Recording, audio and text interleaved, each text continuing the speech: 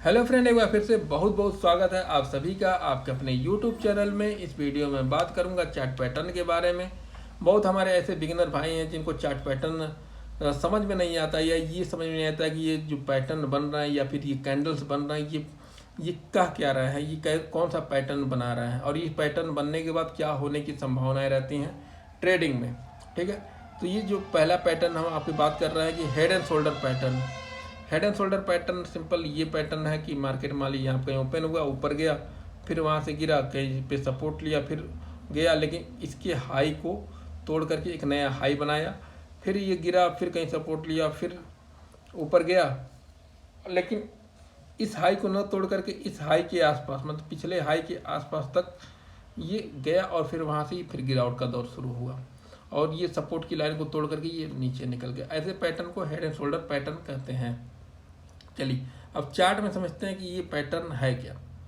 मान लीजिए मार्केट यहाँ पे कहीं ओपन हुआ, ऊपर गया और ऊपर जाने के बाद एक डोजी टाइप की कैंडल्स बननी शुरू हुई, या फिर यूँ कह कि कोई भी रेड कलर का कैंडल बनना चालू हुआ और फिर वहाँ से गिरावट हुआ। और सेम जिस पैटर्न से जा करके ये ऊपर उठने की कोशिश करेगा तो वहाँ पे आपको लाइन ड्रा कर लेनी। जब ऐसे पैटर्न आपको देखने को मिले, सिंपल रेक्टेंगल पैटर्न, ये वाला पैटर्न, ठीक, तो आपको एक लाइन ड्रा कर लेनी है। ठीक है, अब आपको देखना ये है कि ऐसे पैटर्न जो सपोर्ट को टच करके, सपोर्ट की लाइन को टच करके ऊपर निकलने की कोशिश कर रहा है, लेकिन ये ऊपर निकला और फिर अपने ये वाला पैटर्न बना, ये रेक्टेंगल पैटर्न, यानी इस पॉइंट पे इसको क्रॉस करके इससे एक बड़ा पैटर्न बनाता है, ऊपर निकलने की कोशिश कर रहा है। ठीक है, और फिर वहाँ से गिरावट का दौर शुरू होता है। ठीक है, तो आप ये देखेंगे कि यहाँ पे जिस पॉइंट पे ये आकर के सपोर्ट लेकर के ये ऊपर गया था, उसी पॉइंट को ये टच करने की कोशिश करेगा और ऐसा संभव है कि ये टच करने के बाद फिर बुलिश पैटर्न बनने की कोशिश करेगा। तो सिंपल, जब ये टच करने की कोशिश करने वाला हो या फिर कैंडल यहाँ तक आती हो, उसके पहले आप एक लाइन ड्रा कर लीजिए। ठीक है, एक सपोर्ट की लाइन आप ड्रा कर सकते हैं कि ये माना जाएगा कि ये इस लाइन को टच करने के बाद ये यहाँ से बुलिश मोमेंटम हुआ था। ठीक है, तो सिंपल आपको एक लाइन ड्रा कर लेनी है। जब आप देखेंगे कि इस लाइन के आसपास कैंडल रेड कलर का कैंडल बनते हुए आया और अगली कैंडल ग्रीन बन रहा है, तो जब ग्रीन बनने की कोशिश करेगा कैंडल तो बनने दीजिए, उसकी अगली कैंडल अगर ग्रीन बनती है तो अगली कैंडल में आप यहाँ पे जिस स्टॉक में ये बन रहा है उस स्टॉक को आप बाई कर सकते हैं। ठीक है, अगर ये निफ्टी 50 में बन रहा है तो आप निफ्टी 50 में कॉल को बाई कर सकते हैं और पुट को सेल कर सकते हैं। ग्रीन कैंडल बना, आपने यहाँ पे स्टॉक को बाई कर लिया और आपको कब तक वेट करना है, ये पिछले वाले पॉइंट के आसपास तक जाने की कोशिश करेगा। ठीक है, इस पॉइंट तक, ना कि इस पॉइंट तक। इस पॉइंट तक गया, फिर आपको अपना स्टॉक, जो भी आपने स्टॉक को बाई किया उसको आप सेल कर दीजिए। ठीक है, क्योंकि ऐसा माना जाएगा कि ये हेड एंड शोल्डर पैटर्न बनाने की कोशिश कर रहा है। ठीक है, और इस स्टॉक पे आकर, इस पॉइंट पे आकर के फिर ये गिरने की कोशिश करेगा। और जैसा कि आप चार्ट में देख भी रहे हैं कि सेम उस पॉइंट पे आकर के ये फिर गिरावट का दौर चालू हुआ। चलिए ठीक है, अगर आपने यहाँ पे कोई ट्रेड नहीं लिया तो आपके लिए एक मौका और भी हो जाएगा कि मान लीजिए मार्केट में गिरावट हुआ और आपने जो लाइन ड्रा करी थी, यानी कि जिस पॉइंट पे आकर के ये ऊपर जाने की कोशिश कर रहा था, उस लाइन को इसने तोड़ दिया है। जब लाइन को तोड़ देगा तो आप जिस भी स्टॉक में बनेगा उस स्टॉक को आप सेल कर सकते हैं। अगली कैंडल अगर रेड बनती है लाइन को तोड़ने के बाद तो उस स्टॉक को आप सेल कर दीजिए। निफ्टी 50 में बन रहा है तो पुट को बाई कर सकते हैं और कॉल को सेल कर सकते हैं। तो ये pattern head and shoulder pattern कहा जाएगा। चलिए अगला जो पैटर्न है inverted head and shoulder. Inverted head and shoulder उस पैटर्न को कहते हैं, सेम इसका अपोजिट होगा और बिल्कुल मान लीजिए मार्केट यहाँ से ओपन हुआ, मार्केट नीचे गया, छोटा सा एक कहीं किसी पॉइंट पे आकर के सपोर्ट लेकर के फिर ऊपर गया और फिर वहाँ से जिस पॉइंट से आकर के ये फिर गिरना चालू हुआ, उस पॉइंट पे आपको एक लाइन ड्रा कर लेनी है। ठीक है, अब आप देख रहे हैं कि गिरावट हुई, फिर कहीं पे ये एक पैटर्न बना करके फिर ये ऊपर जाने की कोशिश करेगा। ठीक है, तो आपको ये अनुमान लगाना है कि जिस पॉइंट पे आकर के ये गिरा था उस पॉइंट पे आकर के ये गिरेगा।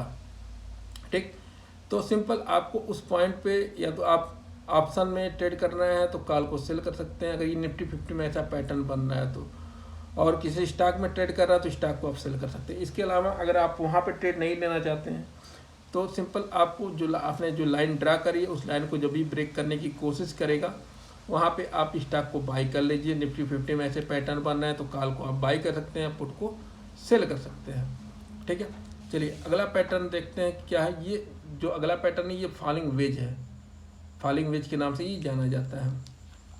मान लीजिए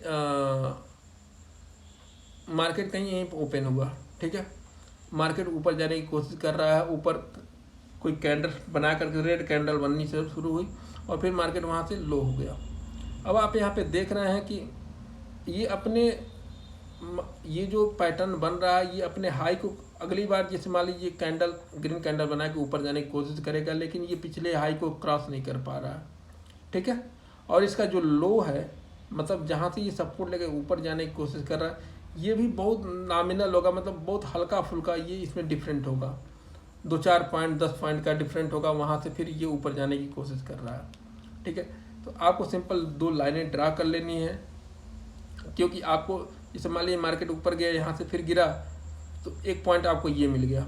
ठीक है, किसी पॉइंट पे आकर के फिर ऊपर जाने की कोशिश करे तो ये दूसरा पॉइंट मिल गया। अब इन 2 पॉइंटों को टच करते हुए लाइन ड्रा कर लीजिए और नीचे ये यहाँ से जब गिरना शुरू हुआ तो आप देख रहे हैं कि जहाँ से ये पॉइंट जिस पॉइंट को टच करके फिर ऊपर जाने की कोशिश कर रहा है तो आपको नीचे भी दो पॉइंट मिल गए 1 और 2, तो आप इसको भी लाइन ड्रा कर लीजिए। अब जब तक आपकी लाइनों को क्रॉस ना करें तब तक आपको ट्रेड लेने की ज़रूरत नहीं। जब तक दोनों लाइनों के बीच में कैंडल्स बन रहे हैं, ट्रेड हो रहे हैं, तब तक आपको पर्सनली क्योंकि आप बिगिनर हैं, आपको समझ में नहीं आ रहा है अभी पूरी अच्छी तरह, तो आप इन 2 लाइनों के बीच से ट्रेड लेने की कोशिश ना करें।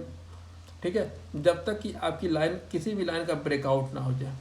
ठीक है, तो आप यहाँ पे चार्ट में देख रहे हैं कि ये आपकी जो ऊपर वाली लाइन यानी कि रेजिस्टेंस की जो लाइन मानी जाएगी इसको ये ब्रेकआउट कर दिया है। जहाँ पे ब्रेकआउट करे अगली कैंडल रेड बनती है तो वहाँ पे ट्रेड लेने से अवॉइड करें और फिर अगली कैंडल अगर अगली कैंडल ग्रीन बनती है, ठीक है, तो वहाँ पे आपको अगर ऑप्शंस में बन रहा है तो आपको निफ्टी 50 में कॉल को बाई कर सकते हैं, पुट को सेल कर सकते हैं। अगर किसी स्टॉक में बन रहा है तो स्टॉक को बाई कर सकते हैं। इस कंडीशन में देखिए जिस मान लीजिए ग्रीन कैंडल ऊपर गई और फिर अगली कैंडल रेड बन गई है। ठीक है, तो यहाँ पे अभी ट्रेड ना करें। अगली कैंडल ये देखिए ये भी रेड बन गई, यहाँ पर भी ट्रेड लेने की ज़रूरत नहीं है। सिंपल इसकी जो हाई है इस यहाँ पे एक लाइन ड्रा कर लीजिए। ठीक है, आप लाइन ड्रा कर लीजिए और जहाँ पे इस लाइन को क्रॉस करके ऊपर निकले आप वहाँ पे उसको स्टॉक में बनना तो स्टॉक को बाई कर सकते हैं, या फिर ऑप्शन बनना तो ऑप्शन को बाई कर सकते हैं, या फिर अगर निफ्टी 50 में बनना है तो आप कॉल को बाई कर लीजिए और पुट को सेल कर सकते हैं। चलिए अगला देखते हैं। राइजिंग वेज के नाम से ये पैटर्न जाना जाता है, ये फॉलिंग वेज का जस्ट अपोजिट होता है। चलिए मान लीजिए मार्केट यहाँ पे कहीं ओपन हुआ, ओपन होने के बाद फिर ये गिरावट का दौर शुरू हुआ, किसी एक पॉइंट पे आकर के फिर ये ऊपर जाने की कोशिश कर रहा है। अब आप इस पैटर्न में देखेंगे कि ये इसके लो को ये लो नहीं तोड़ पाया, मतलब मार्केट गिरा है लेकिन इस लो तक नहीं पहुंचा है। ठीक है, तो आपको सिंपल एक पॉइंट ये मिल गया, दूसरा पॉइंट ये मिल गया। अब आपको नीचे एक लाइन ड्रा कर देनी है।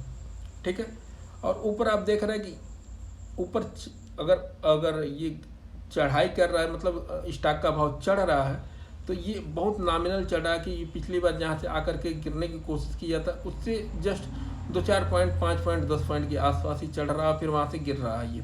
ठीक है, तो आपको एक पॉइंट ये मिल गया, एक पॉइंट ये मिल गया, यानी 2 पॉइंट ऊपर भी मिल गए, तो आप यहाँ पे लाइन ड्रा कर लीजिए। अब आप देखेंगे कि इन 2 लाइनों के बीच में जब तक ट्रेड हो रहा है, जब तक ये कैंडल्स बन रहे हैं, जब तक ये कैंडल इन दोनों लाइनों के बीच में है, तब तक आप कोई ट्रेड ना लें। ठीक है, जहाँ पर भी अगर ये सपोर्ट की लाइन को अगर ये कैंडल ब्रेक करते हैं तो आप यहाँ पे जिस स्टॉक में बन रहा है उस स्टॉक को आप सेल कर सकते हैं। ऑप्शन में बन रहा है तो पुट को बाई कर सकते हैं। ये निफ्टी 50 के चार्ट में अगर ये पैटर्न बन रहे हैं तो पुट को आपको बाई कर लेना है और कॉल को आप सेल कर सकते हैं। ठीक है, तो आपको ये वीडियो कैसा लगा, ये वीडियो आप कमेंट के माध्यम से आप बता सकते हैं। उसके अलावा अगर आपको वीडियो अच्छा लगा तो वीडियो को लाइक कीजिएगा, चैनल पर नए सब्सक्राइब कीजिएगा। अगर आपको ये चार्ट परचेज करना होगा तो इस चार्ट का लिंक मैं वीडियो के डिस्क्रिप्शन में दे दूंगा, वहाँ पे जाकर के आप चार्ट को परचेज कर सकते हैं। वीडियो देखने के लिए बहुत बहुत धन्यवाद।